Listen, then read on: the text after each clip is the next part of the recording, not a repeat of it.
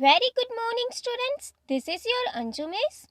Students, I will teach you chapter number 4, Reproduction in Animals of your science subject. Students, this chapter is very important as it is related to our life. इस chapter से आप सीखेंगे कि किस तरह से हम सब बने हैं.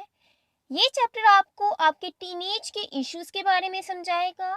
तो बच्चों, इससे पहले आपने 7th क्लास में रिप्रोडक्शन इन प्लांट्स पढ़ा था कि किस तरह से प्लांट्स में रिप्रोडक्शन होती है, इसके बारे में स्टडी किया था. इस क्लास में हम पढ़ेंगे रिप्रोडक्शन इन एनिमल्स. एनिमल्स में रिप्रोडक्शन किस तरह से होती है, इसके बारे में हम स्टडी करेंगे.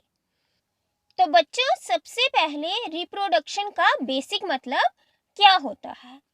री मीन्स दोबारा and production means to produce, बनाना. कैसे आपके दादाजी से पेरेंट्स आए, पेरेंट्स से आप आए और आपसे आने वाली जनरेशन आएगी, इसे रिप्रोडक्शन कहते हैं.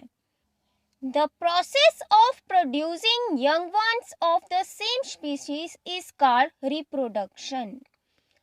वो प्रोसेस जिसमें सेम स्पीशीज के यंग वंस को प्रोड्यूस किया जाए उसे हम रिप्रोडक्शन कहते हैं. सेम स्पीशीज इसलिए क्योंकि खुद के बच्चों की बात की जा रही है और छोटे बेबीज को हम यंग वंस या ऑफस्प्रिंग्स कहते हैं. तो जिस प्रोसेस से बेबीज को प्रोड्यूस किया जाता है उसे रिप्रोडक्शन कहते हैं. तो बच्चों, जैसा कि आप जानते हैं, अलग अलग एनिमल के यंग वन को अलग अलग नाम से जाना जाता है. जैसे कि ह्यूमन के यंग वन को बेबी कहते हैं, कैट के यंग वन को किटन कहते हैं और डॉग के यंग वन को पपी कहते हैं. ऐसे ही बहुत सारे एनिमल्स हैं जिनके यंग वंस को हम अलग अलग नाम से जानते हैं.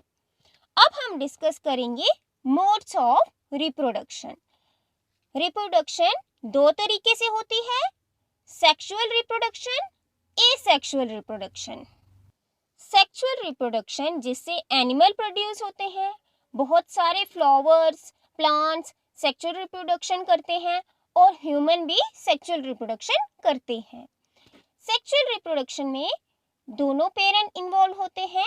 In this method two parents male and female are involved in reproduction.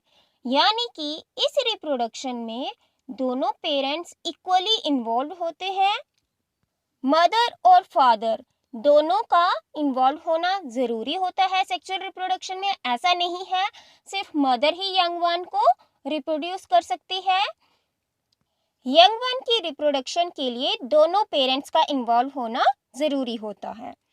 In this process male and female gametes, gametes को हम क्या कहते हैं, reproductive cells, fuse to form a single cell called zygote.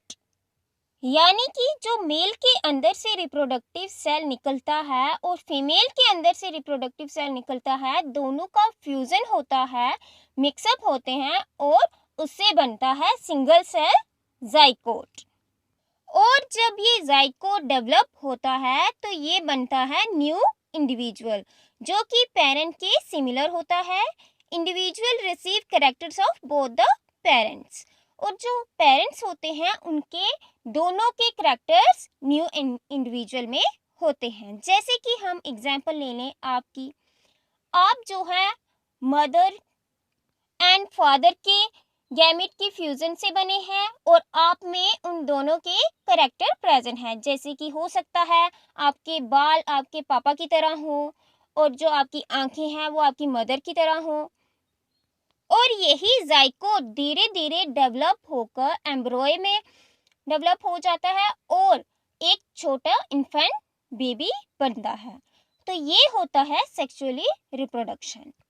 तो बच्चों, सेक्सुअली रिप्रोडक्शन के लिए क्या चाहिए होता है, mail and female, male gamete and female gamete, यानी दोनों के रिप्रोडक्टिव सेल. अब हम डिस्कस करेंगे एसेक्सुअल रिप्रोडक्शन.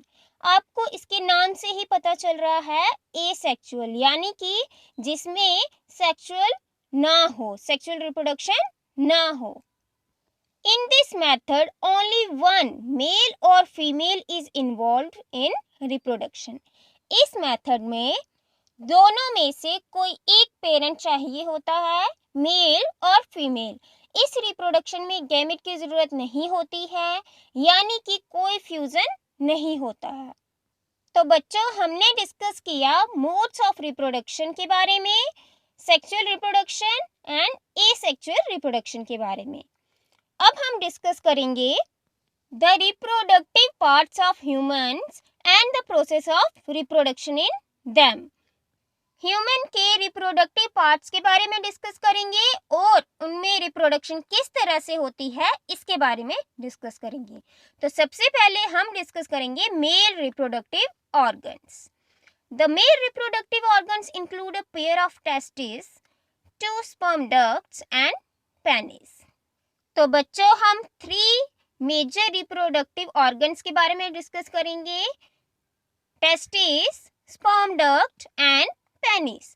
तो जैसा कि आप इस डायग्राम में देख सकते हैं, this is the pair of testis और सिंगुलरली हम इसे टेस्टिस कहते हैं, और ये जो है ये पेनिस है एंड ये स्पर्म डक्ट है। डक्ट यानी नली, आप पाइप भी कह सकते हैं। तो बच्चों, मेल रिप्रोडक्टिव ऑर्गन्स में जो ये टेस्टिस हैं वो मेल गैमेट्स को प्रोड्यूस करती हैं जिसे हम स्पर्म कहते हैं, और ये मिलियन ऑफ स्पर्म्स को प्रोड्यूस करती हैं। और जो ये स्पर्म होता है ये सिंगल सेल होता है, स्मॉल इन साइज होता है, लेकिन हर एक स्पर्म का हेड होता है, मिडल पीस होता है और टेल होता है। जैसा कि आप इस डायग्राम में देख सकते हैं, ये स्पर्म की डायग्राम है और ये स्पर्म का हेड है, ये स्पर्म का मिडल पीस है एंड ये स्पर्म की टेल है। अब स्पर्म में इस टेल का क्या काम होता है? ये जो टेल है ये स्पर्म को मूव करने में हेल्प करती है। तो बच्चों, अब हम डिस्कस करेंगे ये जो मेल रिप्रोडक्टिव ऑर्गन्स, ये जो 3 मेजर रिप्रोडक्टिव ऑर्गन्स हैं, इनका फंक्शन क्या है। जैसा कि मैंने बताया, टेस्टिस स्पर्म को प्रोड्यूस करती है और ये जो स्पर्म डक्ट है टेस्टिस से स्पर्म को कैरी करके पेनिस में लेके जाते हैं, और ये जो स्पर्म होता है ये पेनिस के थ्रू इजेक्ट होता है। पेनिस का एक और काम होता है यूरिन को पास करना। तो बच्चों, आज के इस लेक्चर में हमने डिस्कस किया रिप्रोडक्शन के बारे में, मोड्स ऑफ रिप्रोडक्शन और मेल रिप्रोडक्टिव ऑर्गन्स के बारे में।